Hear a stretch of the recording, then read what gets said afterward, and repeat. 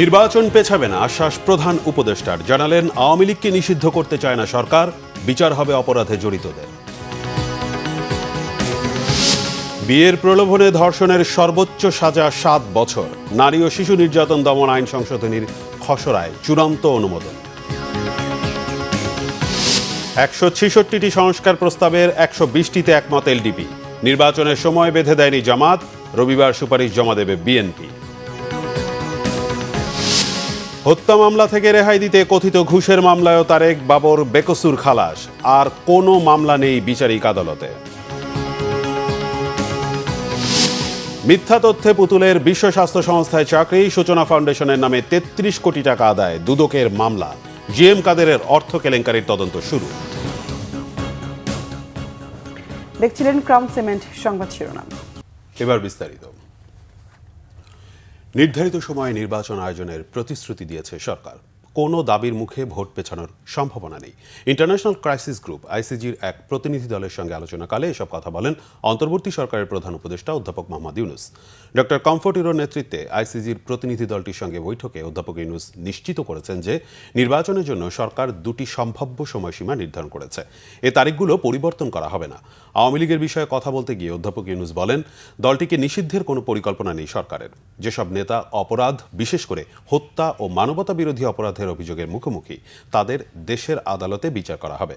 আওয়ামী লীগের নেতাদের বিরুদ্ধে আন্তর্জাতিক অপরাধ আদালতে মামলা করার বিষয়টি সরকার বিবেচনা করছে। এটি এখনও আলোচনার টেবিলে রয়েছে বলেও জানান ডক্টর মোহাম্মদ ইউনুস।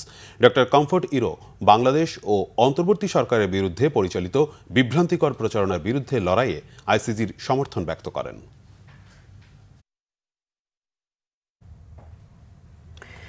বিয়ের আশ্বাসে ধর্ষণের সর্বোচ্চ সাজা 7 বছর, এমন বিধান রেখে বৃহস্পতিবার নারী ও শিশু নির্যাতন অধ্যাদেশের খসড়া অনুমোদন দিয়েছে উপদেষ্টা পরিষদ। অন্যদিকে 3 এপ্রিলও ঈদের ছুটি ঘোষণা করা হয়েছে। চৈত্র সংক্রান্তিতে পার্বত্য 3 জেলায় ছুটি থাকবে। সমতলে বাস করা সাঁওতাল, গারোরাও এ ছুটি ভোগ করতে পারবেন। আরও জানাচ্ছেন জাহাঙ্গীর আকন্দ। সকালে তেজগাঁওয়ে প্রধান উপদেষ্টার কার্যালয়ে অনুষ্ঠিত হয় উপদেষ্টা পরিষদের বৈঠক। এতে নারী ও শিশু নির্যাতন দমন অধ্যাদেশ 2025-এর খসড়ার চূড়ান্ত অনুমোদন দেওয়া হয়। পরে বাংলাদেশ ফরেন সার্ভিস একাডেমিতে সংবাদ সম্মেলনে প্রধান উপদেষ্টার প্রেস সচিব শফিকুল আলম জানান, আইনটি চূড়ান্ত করার আগে নারী সংগঠনগুলোর মতামত নেওয়া হয়েছে। এখানে বলাৎকারের একটা নতুন সংজ্ঞা দেওয়া হয়েছে। এই মামলাগুলো ডিলে হওয়ার পিছনে ডিএনএ টেস্টের একটা বড় ভূমিকা ছিল। তো সেই জায়গাগুলো কিভাবে অ্যাড্রেস করা যায় সেইগুলো মেজার নেওয়া হয়েছে। এবং অ্যাট দ্য সেম টাইম আপনারা জানেন যে আমরা নতুন 2টা ডিএনএ ল্যাবও আমরা করতে যাচ্ছি। আর আরেকটা বিষয় হচ্ছে যে বিয়ের প্রলোভন দেখিয়ে যে রেপ কেসগুলো আগের ল থেকে একটু নতুন একটা সেকশন নিয়ে এসে সেই লটাকে সর্বোচ্চ শাস্তি 7 বছর করা হয়েছে। এবং সেটার ক্ষেত্রে আরও যা যা সেফগার্ড নেওয়া যায়, যে সমস্ত সেফগার্ড মেজার এই লর ক্ষেত্রে নেওয়া দরকার, সেগুলোর ব্যবস্থাও করা হয়েছে। তো আমি ক্যাবিনেট অবশেষে এটা আজকে পাশ করেছেন। উপদেষ্টা পরিষদে পবিত্র ঈদুল ফিতর উপলক্ষে একদিন এবং চৈত্র সংক্রান্তিতে একদিন সরকারি ছুটি ঘোষণার সিদ্ধান্তের কথাও জানানো হয় সংবাদ সম্মেলনে। জনসাধারণের সুবিধার্থে আমরা অলরেডি জানিয়েছি যে 3রা এপ্রিল ছুটি ঘোষণা করা হয়েছে। এবং আরও একটা ঐতিহাসিক বিষয় হচ্ছে যে আজ এই চৈত্র সংক্রান্তিতে 3টা পার্বত্য ডিস্ট্রিক্টে ছুটি থাকবে। আমরা তো এমনিতে তো পয়লা বৈশাখে থাকে, নির্বাহী আদেশে একটা ছুটির বন্দোবস্ত করা হচ্ছে। এবং এই ছুটিটা এই আমাদের সমতলে যারা জাতিগোষ্ঠী আছেন বাঙালি ছাড়া, যেমন ধরেন সাঁওতাল, খাসিয়া বা গারো, তাদের জন্য এটা প্রযোজ্য হবে। প্রধান উপদেষ্টার প্রেস সচিব জানান, সরকারি প্রকিউরমেন্ট সিন্ডিকেট করে কয়েকটি কোম্পানি কাজ পেত আগে, সেখানে বেশি প্রতিযোগিতার বিধান রাখা হয়েছে। ই টেন্ডার বা দরপত্র 60 থেকে 100 উন্নীত করার সিদ্ধান্ত হয়েছে। প্রধান উপদেষ্টা অধ্যাপক ডক্টর মোহাম্মদ ইউনুসের চীন সফর ঐতিহাসিক হবে বলে আশা করেন তিনি। জাহাঙ্গীর আকন্দ, বাংলা ভিশন, ঢাকা। রাষ্ট্র সংস্কার ইস্যুতে ঐকমত্য কমিশনের 166টি সুপারিশের মধ্যে 120টিতে একমত পোষণ করেছে লিবারেল ডেমোক্রেটিক পার্টি এলডিপি। দলটির চেয়ারম্যান অলি আহমেদের দাবি, নির্বাচন কমিশন সংস্কারে যে সুপারিশ করা হয়েছে তা খুবই দুর্বল। মাঠ প্রশাসন নিরপেক্ষ না হলে নির্বাচন কখনোই সুষ্ঠু হবে না বলে জানান তিনি। এদিকে সংস্কার ইস্যুতে সব রাজনৈতিক দলের সহযোগিতা চেয়েছে ঐকমত্য কমিশন। ওবায়দুল্লাহ মামুনের প্রতিবেদন। সংস্কার প্রশ্নে জাতীয় ঐক্যমত্য সৃষ্টির লক্ষ্যে রাজনৈতিক দলগুলোর সঙ্গে ঐক্যমত্য কমিশনের দ্বিতীয় দফায় সংলাপ শুরু হয়েছে। প্রথম দল হিসেবে বৃহস্পতিবার কমিশনে সংলাপে যোগ দেয় লিবারেল ডেমোক্রেটিক পার্টি এলডিপি। জাতীয় সংসদ ভবনের এলডি হলে বেলা ৩টায় শুরু হয় সংলাপ। শুরুতে জুলাই গণঅভ্যুত্থানে শহীদদের স্মরণে দোয়া ও মোনাজাত করা হয়। সংলাপের শুরুতেই কথা বলেন জাতীয় ঐক্যমত্য কমিশনের সহসভাপতি ডক্টর আলী রিয়াজ। সংবিধান, জনপ্রশাসন, নির্বাচন ব্যবস্থা সংস্কার, বিচার বিভাগ এবং দুর্নীতি দমন কমিশন সংস্কারে ঐক্যমত্য কমিশনের 166টি সুপারিশ নিয়ে নিজেদের অবস্থান তুলে ধরেন কর্নেল অলি আহমেদ। কিছু জায়গায় আমাদের কিছু অবজারভেশন আছে, তারপরে আছেন বিচার বিভাগ। মোট প্রস্তাব ছিল 23টি প্রস্তাবের মধ্যে আমরা 22টিতে একমত হয়েছি। একটা প্রস্তাব আমরা একমত হই নাই। ইসি পুনর্গঠন সহ কয়েকটি বিষয়ে ঐক্যমত্য কমিশনকে আরও সচেতন হওয়ার আহ্বান জানান তিনি। আপনি যতই কিছু চেষ্টা করেন নির্বাচন সুষ্ঠু করতে পারবেন না যদি দুইজন লোক কাজ না করে। একজন হলো ওসি, আরেকজন হলো ইউএনও। নির্বাচন কমিশনের কাগজগুলি খুবই দুর্বল ছিল, এটা আপনাদেরকে আরো অধিকতর দেখা উচিত ছিল। কারণ একজনের পক্ষে বাহির থেকে সেন্টারে দেখা আর ভিতরে কি ঘটছে ওটা জানা ব্যক্তিগত অভিজ্ঞতা। তাদের উচিত ছিল বিভিন্ন সময় রাজনৈতিক দলের সাথে সংলাপ হয়েছে, সংলাপের সব কাগজগুলি সংগ্রহ করা উচিত ছিল। 38টি রাজনৈতিক দলের মধ্যে এ পর্যন্ত 16টি দল 166টি সুপারিশের উপরে নিজেদের মতামত দিয়েছে। কে কি চিন্তা করতেছে দেশ নিয়ে, কে মাল কামাচ্ছে, কে দেশের জন্য কাজ করতেছে, এগুলি একটা দেখার সুযোগ হোক মানুষের। ওবায়দুল্লাহ মামুন, বাংলা ভিশন, ঢাকা। রবিবার ঐক্যমত্য কমিশনে নিজেদের সংস্কার সুপারিশ জমা দেবে বিএনপি, জানিয়েছেন দলটির স্থায়ী কমিটির সদস্য আমির খসরু মাহমুদ চৌধুরী। গুলশানে সাংবাদিকদের তিনি কথা জানান। সকালে গুলশান কার্যালয়ে বিএনপির মহাসচিব মির্জা ফখরুল ইসলাম আলমগীরের সঙ্গে বৈঠক করেন ইউরোপীয় ইউনিয়ন রাষ্ট্রদূত মাইকেল মিলার। বৈঠক শেষে বিএনপির স্থায়ী কমিটি ও চেয়ারপারসনের ফরেন অ্যাফেয়ার্স অ্যাডভাইজারি কমিটির সদস্য আমির খসরু মাহমুদ চৌধুরী জানান, বর্তমান বাংলাদেশের রাজনৈতিক, অর্থনৈতিক, বৈদেশিক সম্পর্ক ও অবস্থা নিয়ে দীর্ঘ আলোচনা হয়েছে। সংস্কার কমিশনের ঐক্যমত্য সৃষ্টির প্রচেষ্টা নিয়েও আলোচনা হয়েছে।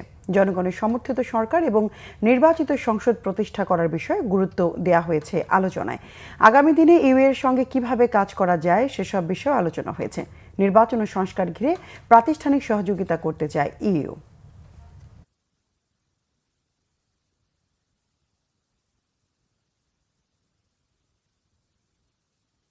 একটি সরকার ব্যতীত কোনো অ্যাডমিনিস্ট্রেশন সেটাকে সাপোর্ট দিয়ে, পুলিশ সাপোর্ট দিয়ে চালানো যায় না। সেটা তো আমরা এখনই লক্ষ্য করছি। তো এই জন্য সবাই মনে করে একটা জনগণের সমর্থিত একটি সরকার, সংসদ যেটা জনগণের কাছে দায়বদ্ধ থাকবে, সেটা যত তাড়াতাড়ি সম্ভব হলে দেশের অনেকগুলো সমস্যার সমাধান হয়ে যায় এবং একটা পলিটিক্যাল ওয়েট ছাড়া অনেকগুলো বিষয় সম্মুখীন হচ্ছে কিন্তু সমাধান করা কঠিন। এই জন্য এই বিষয়টা গুরুত্ব দেওয়া হয়েছে আলোচনায়। সবাই ধারণা ডিসেম্বরের মধ্যে নির্বাচন হলে আমরা সঠিক পথে থাকবো। গণতান্ত্রিক অর্ডারটা ফিরিয়ে আনা খুবই গুরুত্বপূর্ণ। বাংলাদেশ জামায়াতে ইসলামী সংস্কারের বিষয়ে প্রস্তাব জমা দিয়েছে জাতীয় ঐক্যমত্য কমিশনের কাছে। সকালে সংসদ ভবনে স্থাপিত কার্যালয়ে দলের সেক্রেটারি জেনারেল মিয়া গোলাম পরোয়ার প্রস্তাবনার লিখিত কপি জমা দেন। জাতীয় ঐক্যমত্য কমিশনের সহসভাপতি আলী রিয়াজ বলেন, রাজনৈতিক দলগুলোর মধ্যে সংস্কারের ব্যাপারে কোনো সংশয় নেই। রাজনৈতিক দলগুলো সহযোগিতা করছে। নির্ধারিত সময়ের মধ্যে কাজ শেষ করবে কমিশন। তিনি বলেন, সংস্কার বা নির্বাচন নিয়ে জাতীয় ঐক্যমত্য কমিশনের উপর কোনো চাপ নেই। জামায়াতে ইসলামীর সেক্রেটারি জেনারেল মিয়া গোলাম পরোয়ার বলেন, জামায়াতে ইসলামী 5টি সংস্কার কমিশনের সুপারিশের উপর মতামত জানিয়েছে। বলেন, নির্বাচনের জন্য সরকারকে সময় বেঁধে দেয়নি জামাত। ন্যূনতম সংস্কার করে যৌক্তিক সময় নির্বাচন হতে পারে। বিভিন্নভাবে সংস্কার বাধাগ্রস্ত করা হচ্ছে বলে অভিযোগ করেছেন সংবিধান সংস্কার কমিশনের প্রধান অধ্যাপক আলী রিয়াজ। নির্বাচন না দিয়ে সংস্কার চলতে থাকলে দেশে বিরাজনীতিকরণ শুরু হতে পারে বলে আশঙ্কা অধ্যাপক দিলারা চৌধুরীর। নির্বাচন ও সংস্কার পরস্পর বিরোধী নয় মন্তব্য করে যৌক্তিক সংস্কার করে নির্বাচন দেওয়ার তাগিদ দেন বক্তারা। রিপোর্ট করছেন ইমরুল কায়েস। রাষ্ট্র সংস্কারে রাজনৈতিক ঐক্যমত্য ও নাগরিক ভাবনা নিয়ে রাজধানীর সিরিডাপে গোলটেবিলের আয়োজন করে সুশাসনের জন্য নাগরিক সুজন। এতে বক্তারা বলেন, দেশের বিরাজমান সংবিধান প্রধানমন্ত্রীকে একচ্ছত্র ক্ষমতা দিয়েছে। এ কারণেই গত 16 বছর দেশে স্বৈরতন্ত্র প্রতিষ্ঠিত হয়েছিল উল্লেখ করে বক্তারা বলেন, রাষ্ট্র ক্ষমতায় ভারসাম্য আনা ও জবাবদিহিমূলক দেশ গঠনে সংস্কার জরুরি। বিভিন্নভাবে এই সংস্কার প্রক্রিয়াকে বাধাগ্রস্ত করার চেষ্টা করা হচ্ছে, বাইরে থেকে হচ্ছে, ভেতর থেকে হচ্ছে, এই অর্থে যে যারা মনে করেন যে এইরকম কাঠামো অব্যাহত রাখা দরকার, বিশেষ করে যারা পরাজিত শক্তি তারা এটা মনে করেন। ফলে আপনাদের দায়িত্ব হচ্ছে, আপনাদের কাছে আমার অনুরোধ হচ্ছে, আপনারা এই বিষয়গুলোকে নজরে রাখুন, জনগণকে, নাগরিকদের অন্তর্ভুক্ত করুন আলোচনায় এবং তাদের মতামত তুলে ধরুন। সংস্কার করা ছাড়া বাংলাদেশে জবাবদিহিমূলক রাষ্ট্র তৈরি করা যাবে না। গত 16 বছরের অভিজ্ঞতার মধ্য দিয়ে রাজনীতির ক্ষেত্রে একটা পরিবর্তন এসছে বলেই ভালো মন্দ মিলিয়ে আমরা দেখি বিএনপি 31 দফা একটা সংস্কার প্রস্তাব দিয়েছে। এখানে হয়তো অনেক প্রশ্ন করার সুযোগ আছে, কিন্তু এটাকে আমি অগ্রগতি বলবো যে বিএনপি অনেক কিছু নতুন দিয়েছে যেটা আগে তারা স্বীকার করতো না বা দিতে চাইতো না। সংবিধানে যেসব কালাকানুন ঢুকে আছে এগুলোকে ঝেঁটিয়ে দূর করা এবং সেখানে অধিকার প্রতিষ্ঠা করা, এবং যে অধিকারের ব্যাপারে অনেক সুন্দর প্রস্তাব এখানে রয়েছে সেই অধিকারগুলোকে সুসমন্বিত করা। অপরাধীদের বিচার, নির্বাচন ও সংস্কার একই সাথে সম্পন্নের উপর জোর দেন বক্তারা। যারা বলি সংস্কার বাদ দিয়ে নির্বাচন করতে হবে কিংবা নির্বাচন বাদ দিয়ে সংস্কার করতে হবে, তারা কেউই সঠিক নয়। আমাদের দুটোই করতে হবে এবং একটার জন্য একটা অপেক্ষা করার প্রয়োজনীয়তা নেই। আমরা সমান্তরালভাবে এগুলো চলতে হবে। সংস্কারেই চলতে থাকুক, আমাদের নির্বাচনের কোনো দরকার নেই, এই ধারণাটা খুব ভ্রান্ত ধারণা। যদি মনে করেন যে নির্বাচনের দিকে না গিয়ে শুধু সংস্কারের দিকে যাবেন, তাহলে যে জিনিসটা ঘটবে বাংলাদেশে সেটা হলো বিরাজনীতিকরণ। সংবিধান সংস্কারে প্রজাতন্ত্রের স্থলে জনগণতন্ত্র প্রতিস্থাপনের নামে অহেতুক বিতর্ক সৃষ্টি না করার পরামর্শ দেন কোনো কোনো বক্তা। ইমরুল কায়েস, বাংলাভিশন, ঢাকা। একটি হত্যা মামলা থেকে আসামিকে রেহাই দিতে নেয়া কথিত ঘুষের মামলা থেকে বেকসুর খালাস পেলেন বিএনপির ভারপ্রাপ্ত চেয়ারম্যান তারেক রহমান। তিনি ছাড়াও বেকসুর খালাস পেয়েছেন সাবেক স্বরাষ্ট্র প্রতিমন্ত্রী লুৎফুজ্জামান বাবর সহ মোট ৮ জন। বৃহস্পতিবার বিশেষ জজ আদালত ৩-এর বিচারক এই রায় ঘোষণা করেন। এর ফলে বিচারিক আদালতে তারেক রহমান ও বাবরের বিরুদ্ধে আর কোনো মামলা নেই বলে জানিয়েছেন বিএনপির আইনজীবীরা। মামলার অভিযোগপত্রে বলা হয়েছে, বসুন্ধরা গ্রুপের পরিচালক ইঞ্জিনিয়ার সাব্বির হত্যা মামলার আসামি সাফিয়াত সোবহান সানভীরকে দায় মুক্তির উদ্দেশ্যে ২১ কোটি টাকা ঘুষ গ্রহণ করা হয়। এতে ১/১১ সময় বাদী হয়ে মামলা করে দুর্নীতি দমন কমিশন। বিএনপির আইনজীবীরা জানান, আসামিদের বিপক্ষে কোনো সাক্ষ্য প্রমাণ উপস্থাপন করতে পারেনি দুদক। জনাব তারেক রহমান এই মামলা থেকে, যেই ষড়যন্ত্র করে তাকে মামলা জোর করে তার ইচ্ছার বিরুদ্ধে দেশ থেকে বার করে দিয়েছিলেন, তিনি সেই মামলা থেকে আজকে তিনি মুক্তি পেলেন। ওনাকে খালাস দেওয়া হয়েছে, বেকসুর খালাস। যে ৮ জন আসামি, জনাব বাবর, তাকেও খালাস দিয়েছে। মিথ্যা তথ্যে বিশ্ব স্বাস্থ্য সংস্থায় চাকরি ও সূচনা ফাউন্ডেশনের নামে চাপ দিয়ে ২০টি ব্যাংক থেকে ৩৩ কোটি টাকা আদায়ের অভিযোগে শেখ হাসিনার মেয়ে সাইমা ওয়াজেদ পুতুলের নামে আলাদা 2টি মামলা করেছে দুর্নীতি দমন কমিশন। বৃহস্পতিবার দুদক মহাপরিচালক মোহাম্মদ আক্তার হোসেন বিষয়টি নিশ্চিত করেন। মামলার এজাহারে বলা হয়েছে, সাইমা ওয়াজেদ হোসেন বর্তমানে বাংলাদেশ মেডিকেল বিশ্ববিদ্যালয় শিক্ষকতা বা শিক্ষা ম্যানুয়াল তৈরি বা রিভিউ সম্পর্কিত কার্যক্রমে অংশ না নিয়েও নিজেকে এই কাজে সংশ্লিষ্ট মর্মে মিথ্যা দাবি করে 2023 সালে বিশ্ব স্বাস্থ্য সংস্থায় আবেদন করেন। দ্বিতীয় মামলায় বলা হয়েছে, বাংলাদেশ অ্যাসোসিয়েশন অফ ব্যাংকসভুক্ত ব্যাংকের CSR খাত থেকে সূচনা ফাউন্ডেশনের নামে 33 কোটি টাকা সহায়তার নামে আদায় করেছেন সাইমা ওয়াজেদ পুতুল ও এক্সিম ব্যাংকের সাবেক চেয়ারম্যান নজরুল ইসলাম মজুমদার। পুতুলকে তার পদ থেকে অপসারণের জন্য পররাষ্ট্র মন্ত্রণালয় ও স্বাস্থ্য মন্ত্রণালয়ের মাধ্যমে বিশ্ব স্বাস্থ্য সংস্থাকে একটি চিঠিও পাঠিয়েছে দুদক।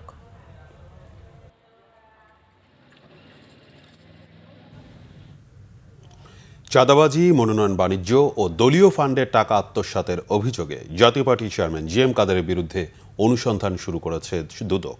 দুদকের গোয়েন্দা অনুসন্ধানে উঠে এসেছে 2018 সালে জাতীয় নির্বাচনে সংরক্ষিত নারী আসনে 18 কোটি টাকার ঘুষ নেন তিনি। পদবাণিজ্য করতে 301 সদস্য বিশিষ্ট কমিটিকে দ্বিগুণ করে হাতিয়ে নেন কোটি কোটি টাকা। এসব অবৈধ অর্থ সিঙ্গাপুর, লন্ডন ও সিডনিতে পাচারের তথ্য আছে দুদকের কাছে। এসব তথ্যের ভিত্তিতে প্রকাশ্যে অনুসন্ধানে নেমেছে দুদক। এদিকে আওয়ামী লীগের জ্যেষ্ঠ নেতা ও 14 দলের সমন্বয়ক আমির হোসেন আমু, তার মেয়ে ও শ্যালিকার বিরুদ্ধে 3টি মামলা করেছে দুদক। মামলায় প্রায় 40 কোটি টাকার অবৈধ সম্পদ ও প্রায় 150 কোটি টাকার সন্দেহজনক লেনদেনের অভিযোগ আনা হয়েছে। এছাড়া বেসরকারি প্রাইম ব্যাংক থেকে ঋণের নামে 100 কোটি টাকা আত্মসাতের অভিযোগে ব্যাংকের সাবেক এমডি এহসান খসরু সহ 11 জনের বিরুদ্ধে মামলা করেছে দুদক। জাতীয় রাজস্ব বোর্ড এনবিআর এর চেয়ারম্যান আব্দুর রহমান খান বলেছেন, দেশে কমপ্লায়েন্স কোম্পানিগুলো কষ্টে আছে, যারা করের জালে নেই তারাই আরামে আছে। বৃহস্পতিবার ঢাকা ও ময়মনসিংহ বিভাগের সব চেম্বার নেতাদের সাথে বৈঠকে এনবিআর চেয়ারম্যান ব্যবসায়ীদের স্মরণ করিয়ে দেন 2026 সালের নভেম্বরে এলডিসি উত্তোলন করছে বাংলাদেশ। ব্যবসায়ীদের কাছে প্রকৃত আয় ব্যয়ের হিসাব দাবি করেন এনবিআর চেয়ারম্যান। বলেন, প্রতিষ্ঠানগুলোতে আর্থিক স্বচ্ছতা নিশ্চিত হলে কর হার কমলেও রাজস্ব আহরণে প্রভাব পড়বে না। বিজিএমইএর সাবেক সভাপতি আনোয়ারুল আলম চৌধুরী বলেন, বিগত কয়েক বছর ব্যবসার গ্রোথ হয়নি। আওয়ামী লীগ সরকার রফতানি বেশি দেখিয়ে এসেছে। কর দিয়ে সরকারি সেবা ঠিক মতো না মেলায় কর দেওয়ার প্রতি সাধারণ মানুষের অনীহা রয়েছে বলেও মনে করেন বক্তারা। দাম ও মানের কারণে জৌলস হারাচ্ছে চকবাজারের বাহারি পদের ইফতার বাজার।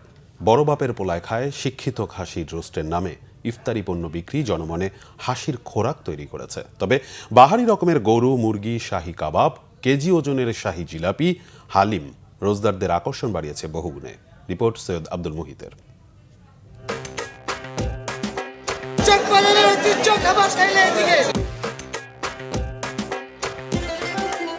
এই যে যাদের মুখে হাসি তারাই খাবেন শিক্ষিত খাসি।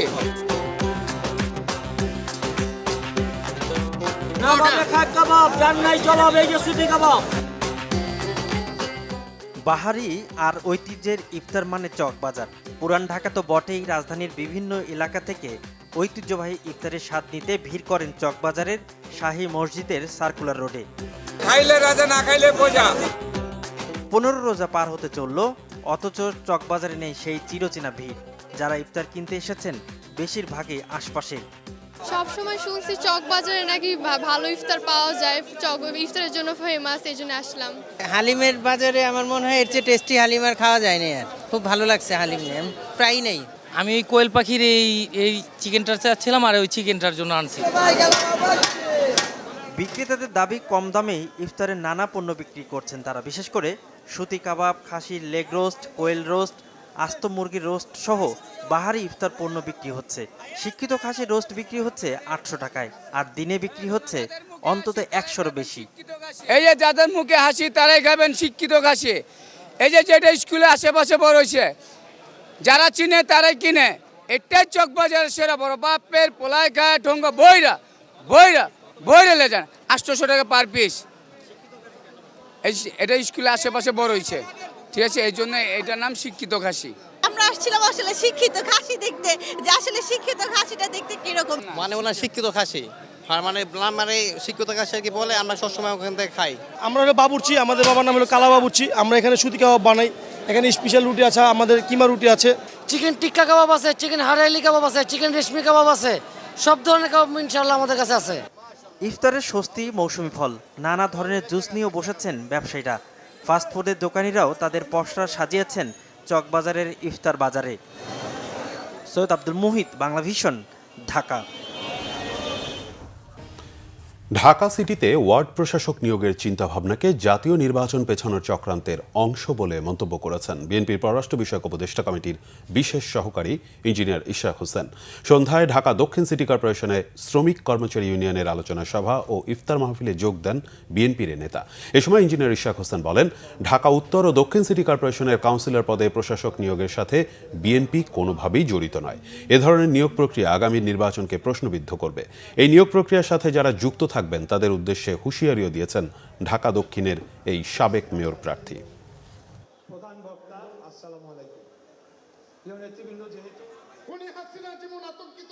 ইদানিং একটি কথা শুনতে পাচ্ছি যে দক্ষিণ সিটি উত্তর সিটিতে কাউন্সিলর পদে প্রশাসক নিয়োগ দেওয়া হবে। তো এই বিষয়ে আমি যতটুকু জানি আমাদের প্রধান বক্তা ওনারা পার্টির সিদ্ধান্ত আরও স্পষ্টভাবে ভবিষ্যতে তুলে ধরবেন। আমার জানা মতে যে এই প্রক্রিয়ার সাথে বাংলাদেশ জাতীয়তাবাদী দলের কেন্দ্রীয়ভাবে কোনো সিদ্ধান্ত এখন নাই এবং এই প্রক্রিয়ার সাথে যারা যুক্ত হবেন তারা কিন্তু আসলে দলের বিপক্ষে অবস্থান করবেন বলে আমরা ধরে নিতে হবে। ধর্ষণের প্রতিটি ঘটনার সুষ্ঠু তদন্তের পাশাপাশি দ্রুত বিচার এবং সর্বোচ্চ শাস্তি নিশ্চিত করতে সংশোধিত আইনের দ্রুত বাস্তবায়ন চেয়েছেন জাতীয় নাগরিক পার্টির আহ্বায়ক নাহিদ ইসলাম। বিচারহীনতা সংস্কৃতির কারণে দেশের ধর্ষণের মতো ভয়াবহ অপরাধ বাড়ছে বলেও মন্তব্য করেন তিনি। পটুয়াখালীতে ধর্ষণের শিকার কলেজ ছাত্রী ও তার পরিবারের খোঁজ খবর নিতে গিয়ে নাহিদ এ দাবি জানান। পটুয়াখালী মেডিকেল কলেজ হাসপাতালে চিকিৎসাধীন ভুক্তভোগীর খোঁজ খবর নেন জাতীয় নাগরিক পার্টির আহ্বায়ক। পরে পটুয়াখালীর জেলা প্রশাসক ও পুলিশ সুপারের সাথে মতবিনিময় শেষে সাংবাদিকদের সাথে কথা বলেন তিনি। এনসিপির মুখ্য সংগঠক হান্নান মাসুদ, জ্যেষ্ঠ যুগ্ম সদস্য সচিব ডাক্তার তাসনিম জারা, যুগ্ম সদস্য সচিব মুজাহিদুল ইসলাম, গণতান্ত্রিক ছাত্র সংসদের কেন্দ্রীয় কমিটির সদস্য সচিব জাহিদ আহসান সহ অন্যান্যরা এ সময় তার সাথে ছিলেন। এ যেন পুকুর চুরি। 1-2 কোটি নয়, প্রায় 300 কোটি টাকার ব্যক্তি মালিকানাধীন জমি কোনো ধরনের অধিগ্রহণ ছাড়াই হাতিয়ে নেওয়ার অভিযোগ উঠেছে জেলা প্রশাসন ও ভূমি মন্ত্রণালয়ের অসাধু কিছু কর্মকর্তার বিরুদ্ধে। রাজধানীর তুরাগ থানাধীন ধৌর এলাকায় এমন জালিয়াতির অভিযোগ উঠেছে। এ নিয়ে ভোগ দখলে থাকা বাসিন্দাদের মধ্যে দেখা দিয়েছে তীব্র ক্ষোভ। হাইকোর্টের আদেশকে পাশ কাটিয়েই এসব চলছে। রাশেদুল ইসলাম বাবুলের ক্যামেরায় বিস্তারিত থাকছে ফজলে রাব্বি রিপোর্টে। মোহাম্মদ আতিকুর রহমান পেশায় একজন ব্যবসায়ী। পৈতৃক সূত্রে তুরাগ থানাধীন ধৌর এলাকায় প্রায় 15 বছর আগে 4 বিঘা জমি পেয়েছিলেন তিনি। চেয়েছিলেন শেষ বয়সে এখানে মাথা গোজার ঠাঁই হবে, কিন্তু সে আশায় গুড়ে বালি। আতিকুর রহমানের মতো এমন আরো বেশ কয়েকজন মানুষের ভোগ দখলে থাকা অন্তত প্রায় 50 বিঘা জমি ভূমি কর্মকর্তা কর্মচারী বহুমুখী সমবায় সমিতি লিমিটেডের নামে দলিল করে চটজলদি নাম জারি করা হয়েছে। এ নিয়ে স্থানীয় বাসিন্দাদের মধ্যে দেখা দিয়েছে ব্যাপক ক্ষোভ। পুরো এলাকায় আমরা চাষাবাদ করি, যে আমরা বালু ভরাট করতেছি স্থাপনা তৈরি করার জন্য, কেউ আজ পর্যন্ত আসে নাই, কোনো লোকই আসে নাই। তাহলে আমরা এটা বুঝবো কি আমরা যে তারা এটা অধিকার, বা আমাদেরকে কোনো চিঠিও দেয় নাই গভর্নমেন্ট থেকে, ডিসি অফিস থেকে, এসিলেন অফিস থেকে, কেউ আমাদেরকে কোনো জানা নাই। এটা একটা যোগ সাজেশ করে, এটা 2-3 বছর যাবৎ মনে হয় এটা যোগ সাজেশ করতেছে। প্রকার যাচাই বাছাই পূর্বক আমাদের স্থানীয় মানুষের মতামত আমাদের নোটিশ না করে এই সমস্ত যোগ সাজেশ করে এই কোম্পানির নামে বা এই ভূমি কর্মচারী কল্যাণ সমিতির নামে কিভাবে দলিল দেয়, আমরা এটার আইনি প্রতিকার চাই। একটা জমি অধিগ্রহণ করতে হইলে কিংবা রেজিস্ট্রি করতে হইলে, কাউকে রেজিস্ট্রি করে দিতে হইলে সে জমিটার কি করতে হবে, নামজারি, খাজনা খারিজ, মিউটেশন কমপ্লিট থাকতে হবে। সেটাও তাদের নাই। তারা আগে দলিল করছে, পরে নামজারি মিউটেশন করছে। এটা হলো আরেক ব্যাপার। বংশ পরম্পরায় পাওয়া জমি কিভাবে সরকারি কর্মকর্তা কর্মচারী সমিতির নামে নামজারি করা হলো তা নিয়ে উঠেছে নানান প্রশ্ন। ঘটনার সত্যতা যাচাই বাছাই করতে বেশ কিছু ডকুমেন্ট সংগ্রহ করে বাংলাভিশন। তাতে দেখা যায় 1952 সালের প্রজাবিলি গ্যাজেটের পর ভূমি মন্ত্রণালয়ের পরিপত্রে সুস্পষ্ট উল্লেখ করা হয়েছে যেসব ব্যক্তির নামে জমি রেকর্ড অধিভুক্ত রয়েছে সেগুলো তদারকির ব্যাপারে ভাওয়ালরাজ কর্তৃপক্ষের যে কোনো ধরনের হস্তক্ষেপ আদালত অবমাননার শামিল। এখন প্রশ্ন হলো, ব্যক্তি মালিকানাধীন এই সকল জমি অধিগ্রহণ করতে ভূমি মন্ত্রণালয়কে কিভাবে ক্লিয়ারেন্স দিল ভাওয়ালরাজ কর্তৃপক্ষ? এমন প্রশ্ন করতেই দায়সারা জবাব দিলেন প্রতিষ্ঠানটির ম্যানেজার। কোর্টের সাথে আপনারা লড়ছেন না, আইন লড়াই? হ্যাঁ, লড়ছেন। তো সেই আমরা আমার সম্পত্তি আমি বলবো না, কোর্টে আমি বলবো না যেটা আমার সম্পত্তি। আপনি বলছেন, আমি বলছি, তারাও মালিকানা বলছে যে এটা আমার সম্পত্তি। কিছু জিনিস আপনি পাইছেন, কিছু সম্পত্তি সে পাইছে, স্বাভাবিক আইন লড়াই যেটা পাবে। এখন সেই সম্পত্তির মধ্যে মালিকানা সম্পত্তিও আপনি আপনার দেখিয়ে তার কাছে দিয়ে দিচ্ছেন, হস্তান্তর করছেন। এটা কি সম্ভব? কে বলছে আপনাকে মালিকানা সম্পত্তি মানে আমার দেখিয়ে আমি হস্তান্তর করছি? কিভাবে এটা কেন বলছি? কিভাবে সে দলিল করলো, নামজারি করলো? কে দিছি? আচ্ছা, আপনি এটা সরান। আমি বুঝতেছি না আপনার কি চাচ্ছেন, আমাকে কি তথ্য চাচ্ছেন? তবে ঢাকা জেলা প্রশাসকের দাবি, উচ্চ আদালতে মামলা চলমান থাকলেও জমি অধিগ্রহণ করতে সরকারের কোনো বাধা নেই। তার দাবি, নিয়ম অনুযায়ী জমি অধিগ্রহণ করা হয়েছে। মামলার কোনো সম্পর্ক নাই, একটা জমিতে যত মামলাই থাকুক অধিগ্রহণ করতে কোনো বাধা নাই। অনেক অধিগ্রহণ কেসে এমন হয় যে ধরেন সরকারের রেকর্ড আছে বা কোনো জটিলতা আছে, মামলা মোকদ্দমা আছে, জি, তখন এক পক্ষের নামে নোটিশ যায়, আরেক পক্ষের নামে যায় না। যে পক্ষ ধরেন রেকর্ড এখন আছে তার নামে যাবে, যে এখনো রেকর্ড ফাইনাল হয় নাই যার নামে, তার নামে তো যাবে না। ঢাকার সীমানায় থাকা তুরাগ এলাকা একসময় রাজধানীর বাইরে বলে গণ্য করা হলেও এখন সিটি কর্পোরেশনের 54 নম্বর ওয়ার্ড এটি। পূর্বপুরুষের কাছ থেকে উত্তরাধিকার সূত্রে পেয়ে আসা জমি রাতারাতি বেহাত হওয়ায় এলাকাবাসী কিছুটা বিস্মিত। তাদের চাওয়া, এমন জালিয়াতির সুষ্ঠু সমাধান হোক। আমরা কোনো নোটিশ পাই নাই, আমরা কোনো। ফজলে রাব্বি, বাংলা ভিশন, ঢাকা। পথ পেরিয়ে পরিবারের সাথে ইফতার করতে অনেকে ছোটেন নিজ গন্তব্যে। তবে পথে যাদের ঘর তাদের ছুটে চলার নেই তারা। কেউ কিছু দিলে সেটি দিয়ে সারতে হয় ইফতার। তা না হলে নিজের সামর্থ্য অনুযায়ী ছোলা মুড়ি কিংবা ভাত দিয়ে ইফতার করেন অনেকেই। পথে থাকা অসহায় মানুষের ইফতারের খবর জানাচ্ছেন মামুন আব্দুল্লাহ। 3 সন্তানের জননী আমেনা খাতুন বাসা ভাড়া দিতে না পারায় বাড়িওয়ালা বের করে দেন। এখন রাস্তার ফুটপাতই তার ঘর। মাথা গোজার ঠাঁই না থাকলেও সন্তানদের নিয়ে থাকেন বেশ দুশ্চিন্তায়। সারা বছরই যার রোজা, তার নতুন করে ইফতার নিয়ে নেই ব্যস্ততা, কারণ তার বিশ্বাস কেউ না কেউ দিয়ে যাবে ইফতার। মানে জেনে থাকতাম এন থেকে বাইর করে দিচ্ছে রুমের থেকে, এই কারণে এই রাস্তায় এসেছি। যদি পাই ভাগ্যতা তাহলে ইফতার করি, নাইলে পারি না, পানি দিয়েই করি, কি করবো। তার মতো আরেক অভাগা ইসহাকুল মিয়া লিভার জটিলতায় স্ত্রী মারা যাওয়ার পর 2 সন্তান নিয়ে ভেসে বেড়াচ্ছেন রাস্তায় রাস্তায়। ইফতারিতে কিছু না কিছু পেলেও সাহারিতে তেমন কিছু জোটে না। সন্তানদের নিয়ে তাই পথ চেয়ে থাকতে হয় তার মতো ফুটপাতে থাকা অসংখ্য মানুষকে। কষ্ট তো এটি, মানে বাচ্চা কাচ্চারা খাইতে একটু কষ্ট করে, এরপর আমরা আমি রোজা রাখলাম, সেই টাইমে খাওয়ানোর কারণে রোজাটা রাখতে পারি না। তাকে মসজিদের তো ইফতারি দেয়, এন তাই আমরা খাই আর কি। রুম ভাড়া লাগে বারোওয়ালা মনে করেন বাইর করে দিছে ভাই। বউ বাচ্চা পোলা বানলে রাস্তায় নামছি, কি করা, খুব সংকট অবস্থা ভাই। 3 বেলার জায়গায় 1 বেলা খাইতে খুব কষ্ট হয়ে যায়। বাসায় তাহলে ভাত খাই, আর না হয় মুড়ি টুড়ি নিয়ে বানাই, বেগুনি আলু সব কিনে নিতে হয়, বানায় খাই। পড়ার জিনিস তো ক্ষয় হয় না, তাও ইত্যাদি কিনাই লাগে, তা ওখানে দেয়, মসজিদ ঘরে দেয়, ওই মসজিদ ঘরে দেয়। ইফতারি করে এখানে কি ওখানে, মানে রাস্তাঘাটে আর কি, বাসা বাড়ি নাই তো, রাস্তায় ঘুমাই, রাস্তায় থাকি। সেরই তো প্রশ্ন না। ইফতারের সময় যে আমাদের ভালো কাজের হোটেল নামে একটা আছে, উনি সবাই প্রত্যেক দিন এসে ইফতারি দিয়ে যায়। ইফতারি যে দেয়, অনেক মানুষ দিয়ে যায় ইফতারি, বিরিয়ানি দেয়, খিচুড়ি দেয়, মুড়ি দেয়, বুট দেয়, ওলাই খায়। আমার স্বামী প্রতিবন্ধী। ইফতারের আগে যখন সবাই পরিবারের সাথে ইফতার করতে দ্রুত গতিতে ছুটে চলেন, তখন রাস্তাতেই থেকে যান এসব অসহায় মানুষ। উঁচুতলায় যখন সবাই সামর্থ্য অনুযায়ী ইফতার করেন, তখন গাছতলায় উচ্চবিত্তের সহায়তায় পথ চেয়ে থাকেন তারা। হয়তো কারো না কারো একটু সহায়তায় মুখে হাসি ফুটবে তাদের পরিবারেও। মামুন আব্দুল্লাহ, বাংলা ভিশন, ঢাকা। চট্টগ্রামে বেশ জমেছে শেষ দিকের ঈদ কেনাকাটা। বাহারি নানা পোশাকে ঠাসা বিপণী বিতানগুলো, বেদম ভিড় ক্রেতাদের। বাজারে দিনরাতের ব্যবধান কমে গেছে। ভারতকে হটিয়ে ঈদ বাজারে দাপট দেশীয় ও পাকিস্তানি কাপড়ের। চট্টগ্রাম থেকে নাসির উদ্দিনের রিপোর্ট, ক্যামেরায় সাইফুল ইসলাম। ঈদে নতুন পোশাকে সাজতে সব বয়সী মানুষের স্রোত এখন বিভিন্ন শপিং মলের দিকে।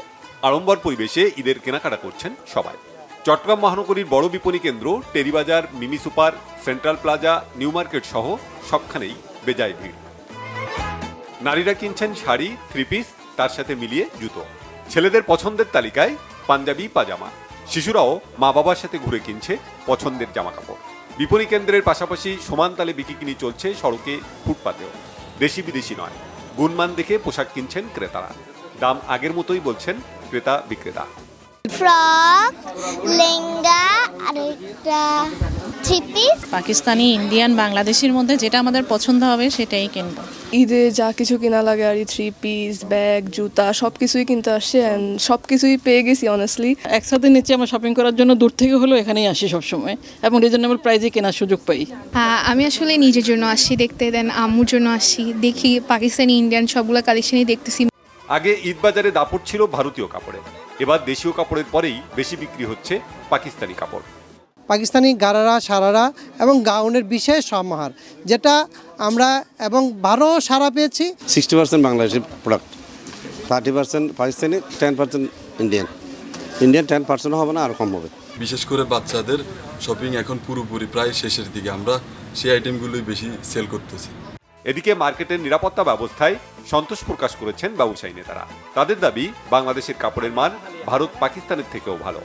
ঈদ আসলে আমরা নিজস্ব সিকিউরিটি নিয়োগ করি। আমরা এই যে সিএমপি কমিশনারের পক্ষ থেকে এবং কোতোয়ালি থানার পক্ষ থেকে আমাদেরকে পর্যাপ্ত পরিমাণ নিরাপত্তা দেন। আর আমাদের বাংলাদেশের প্রোডাক্ট এখন ইন্ডিয়ার প্রোডাক্ট থেকে হার মানাবে।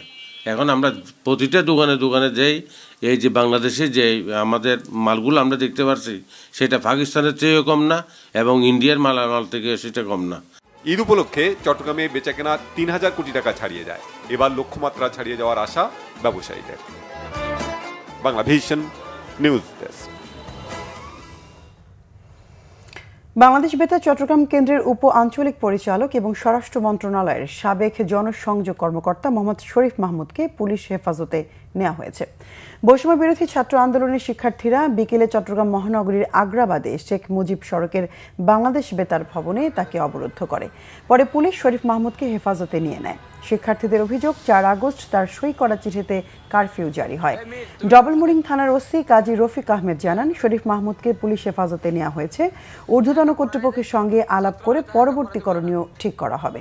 তার বিরুদ্ধে দুদকে একটি মামলা রয়েছে। শরীফ মাহমুদ প্রায় 10 বছর সাবেক স্বরাষ্ট্রমন্ত্রী আসাদুজ্জামান খান কামালের জনসংযোগ কর্মকর্তা ছিলেন। আরও কিছু খবর নিয়ে এখন একটি ডেস্ক রিপোর্ট। জাতীয় নাগরিক পার্টির আহ্বায়ক নাহিদ ইসলাম বলেছেন, ফ্যাসিবাদীরা পিছু হটলেও পুরানো রাজনীতির অনেক উপাদান রাজনৈতিক দলগুলোতে রয়েছে। পরিবর্তনের সাথে যারা তাল মেলাতে পারবে না, তারা কালের গর্ভে হারিয়ে যাবে। বরিশাল ক্লাব মিলনায়তনে দলটির নেতাকর্মী এবং সাংবাদিকদের সাথে মতবিনিময়ের সময় তিনি কথা বলেন। বিএনপির যুগ্ম মহাসচিব সৈয়দ ইমরান সালে প্রিন্স বলেছেন, বিএনপির বিরুদ্ধে পরিকল্পিত অপপ্রচার চালিয়ে একটি মহল ঘোলা পানিতে মাছ শিকার করতে চায়। অপপ্রচার চালিয়ে বিএনপিকে জনগণ থেকে বিচ্ছিন্ন করা যাবে না। ময়মনসিংহের হালুয়াঘাট উপজেলার ধারা ইউনিয়নের 7, 8 ও 9 নম্বর ওয়ার্ড বিএনপির ইফতার মাহফিল পূর্ব আলোচনায় তিনি এসব কথা বলেন। বিচারপতি আব্দুর রউফের স্মরণ সভা ও দোয়া মাহফিল হয়েছে। হামদর্দ প্রধান কার্যালয়ে এতে প্রধান অতিথি ছিলেন ধর্ম উপদেষ্টা ডক্টর আফম খালিদ হোসেন।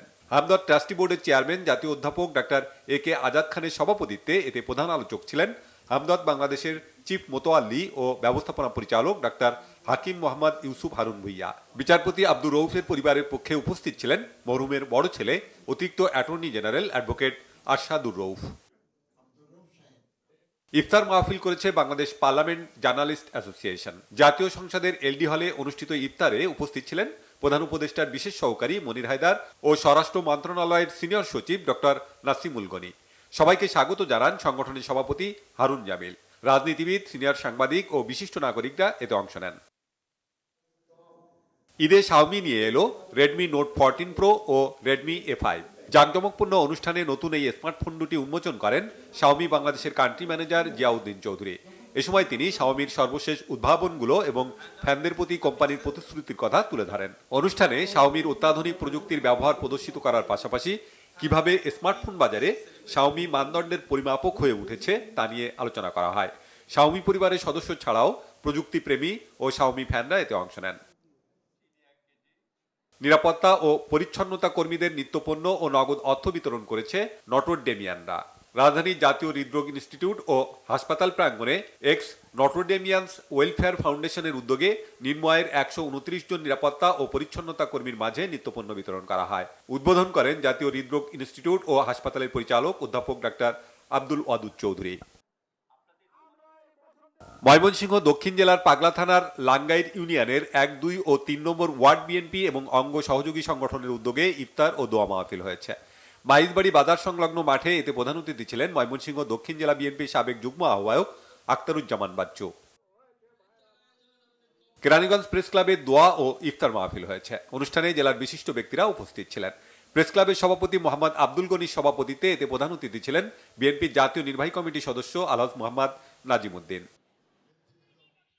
বিএনপির রাষ্ট্র সংস্কারের 31 দফা নিয়ে আলোচনা ও ইফতার মাহফিল হয়েছে আশুলিয়ায়। আকবর মন্ডল স্কুল অ্যান্ড কলেজ মাঠে এতে প্রধান অতিথি ছিলেন আশুলিয়া থানা বিএনপি সাধারণ সম্পাদক আলহাজ আব্দুল গফুর মিয়া। সভাপতিত্ব করেন ধামসোনা ইউনিয়ন বিএনপির সভাপতি আলহাজ মোখলেসুর রহমান খান।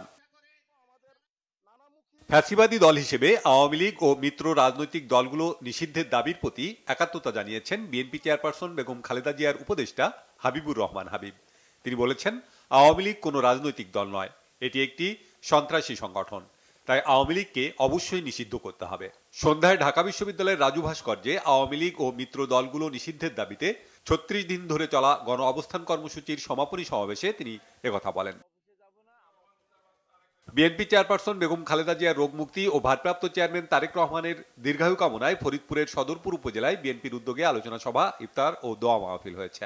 বিকালে সদরপুর উপজেলা শিল্পকলা মাঠে এতে প্রধান অতিথি ছিলেন বিএনপি চেয়ারপারসনের উপদেষ্টা বীর মুক্তিযোদ্ধা জহিরুল হক শাহজাদা মিয়া। এ সময় তিনি বলেন, তারেক রহমান ঘোষিত 31 দফার মধ্যেই রয়েছে রাষ্ট্র মেরামতের যাবতীয় উপাদান। Bangla vision news desk. আমরা সংবাদ শেষ করব, তবে যাবার আগে ক্রাউন সিমেন্ট শিরোনামগুলো জানাবো আরো একবার। নির্বাচন পেছাবে না আশ্বাস প্রধান উপদেষ্টার, জানালেন আওয়ামী লীগকে নিষিদ্ধ করতে চায় না সরকার, বিচার হবে অপরাধে জড়িতদের। বিয়ের প্রলোভনে ধর্ষণের সর্বোচ্চ সাজা 7 বছর, নারী ও শিশু নির্যাতন দমন আইন সংশোধনীর খসড়ায় চূড়ান্ত অনুমোদন। 166টি সংস্কার প্রস্তাবের 120টিতে একমত এলডিপি, নির্বাচনের সময় বেঁধে দেয়নি জামাত, রবিবার সুপারিশ জমা দেবে বিএনপি। হত্যা মামলা থেকে রেহাই দিতে কথিত ঘুষের মামলায়ও তারেক বাবর বেকসুর খালাস, আর কোনো মামলা নেই বিচারিক আদালতে। মিথ্যা তথ্যে পুতুলের বিশ্ব স্বাস্থ্য সংস্থায় চাকরি, সূচনা ফাউন্ডেশনের নামে 33 কোটি টাকা আদায়, দুদকের মামলা, জিএম কাদেরের অর্থ কেলেঙ্কারির তদন্ত শুরু। এই ছিল এখনকার মতো, পরের সংবাদ রাত 1টায়। দেখার আমন্ত্রণ রইল। এতক্ষণ সঙ্গে থাকার জন্য ধন্যবাদ। শুভরাত্রি। শুভরাত্রি।